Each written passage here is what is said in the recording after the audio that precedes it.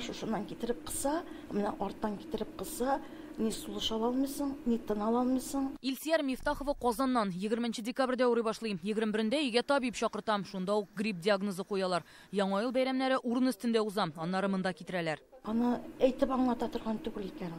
Авыртканда гына үзең авырткач кына беләсең. 6сыннан бирле менә 6 көнлек кеше түгел идем. Бөтенләй җидеселанда ярты гына кеше идем. Менә шушы 3-4 көн эчендә мине системалар белән, ниләр белән, дарулар белән, укулар белән Аның белән бер бокста ятучы Хәлимә Сафиуллина Этнәдән район хастаханәсендә дәвалана башлый, әмма хәле яхшырмагач балалары Казанга күчерә. Аяк өстендә дә җирдем, жатып та тордым, хәлем булмады. Тик утырган вакытта кылаатымнан авырта башлады.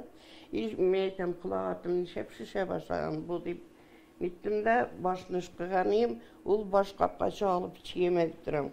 Ни күтәрелгән, кан басымы күтәрелгән булган. На сегодняшний день, во-первых, мы видим... Бүген авыр хәлдә кабул ителә торган пациентларның күбесе олы яшьтә. Аларның я йөрәк авыруы бар, я бөйрәләре начар. Гемодиализга йөрүчеләр күп, безгә яшьләр дә килә. Но также поступают и молодые пациенты. Бүген республиканың йогышлы авырулар хастаханәсендәге 70% ятаклар тулы. Монда ковидлылар да, бума ютәллеләр дә бар, әмма күпчелеге пневмония белән ята. Быел да гриппның төп билгеләре гадәттәгечә ди табиблар. Бу югары температура, эт эргән сыман каты итеп йөткерү, хәл бетү. Әмма быелгы авыруларның тагын берничә үзенчәлеге бар. Бу аш казаны, ишәк авыртулары, баш калкыту һәм нейротоксикоз билгеләре. Кайберләре хәтта аңын югалта икән. Укшыту, эш китү дә хәзер гадәти симптомнар ди табиблар.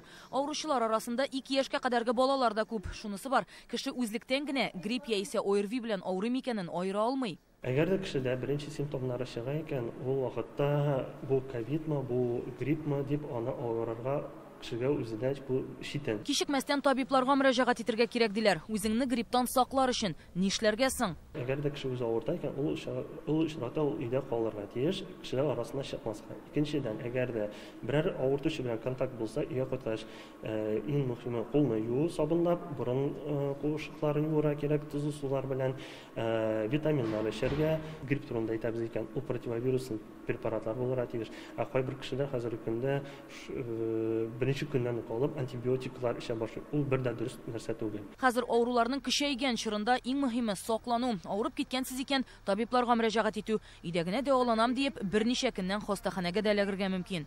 Рания Абдрахманова, Ләйсән Сәитова, Яңа гасыр каналы.